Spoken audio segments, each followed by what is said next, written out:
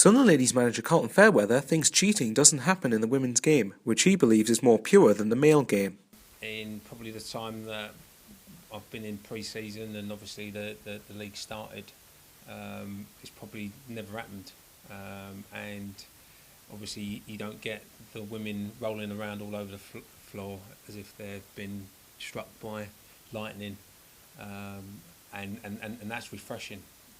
From the perspective where I am at the moment, it's not so much in the girls' game. The women's football is more pure at the moment. Obviously, it happens quite a bit in the men's game, but at this particular time in the women's game, it doesn't. Sunderland Lady striker Beth Mead feels players go down too easily in the male game and thinks the women's game is more real in comparison. I think the men can be quite pathetic. It's all on camera now. You can't get away with it, so I don't know why they keep doing it. You see rugby teams and different things, and they clatter each other and get back up. So it's quite embarrassing the amount the men get paid, and they're just diving around like that when they probably could stay on their feet and get a good chance. As a player, sometimes if you know you're not going to get the ball or you're not going to get in a certain direction, then you might fall over or you'll play for the foul. But I think that's more clever play than cheating compared to someone diving and no one's actually near. Like I said, the women's games, it's what you see is what you get. It's real. If someone's hurt, they stay down, and that's the only reason they stay down. Women get on with it. They do it quietly. We get on with it quietly, really, and you don't see a lot of the cheating. And I think the men could probably take a leaf from our book. Former Sunderland defender Gary Bennett feels that the women's game is growing all the time, and because of that, people have to be more wary of potential cheating. I think one thing which you are surprised is the level they're at, the technique which they've got. And it's one of the fastest growing sports, especially in this country as well, and they're getting a lot better. Again, the professional level now, there's a professional league, 2 professional leagues now, so you can see that it's growing really, really quickly. But as it grows, then obviously there'll be 1 or 2 other things which will grow with it as well, in regards of, teams trying to win, players trying to win. You're going to get better players, you're going to get quicker players. So yes, it's something which you just need to keep an eye on.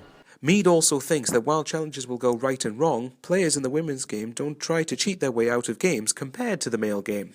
People will get stuck in and challenges will go right and they'll go wrong, but we know we'll get it back. So I don't think you cheat your way out of game. There might be a moment of madness, but compared to the men, when you see it a lot, you'll see it a few times in a game compared to maybe once or not even once in the women's game. It's completely different. Fairweather also believes technology is very important to help referees, but thinks there is too much pressure on them. Obviously to help the referees, and obviously with the big decisions that are made that can sometimes cost millions of pounds for an individual team as regards coming up to the Premier League or coming down from the Premier League. It's very important. So sometimes you're hinging all your eggs in one basket on a referee making the right decision, and again you've got to bear in mind he's only human, and he will make mistakes, and he's not always going to get it right. So obviously as for them to have some help as well through technology can only improve the game and make the game better in itself. Mead also thinks video technology has helped referees and would like to see the use of it in the women's game. I think it would make the game a lot better, and it would probably stop a lot of cheating and conning of referees, and they wouldn't get as much stick as they are. It has helped them, and I hope it comes into the women's game, but it would be better if they did like the rugby, went back to the TV. It takes a matter of seconds for someone to look at it, shout in their ear and tell them if it was or wasn't.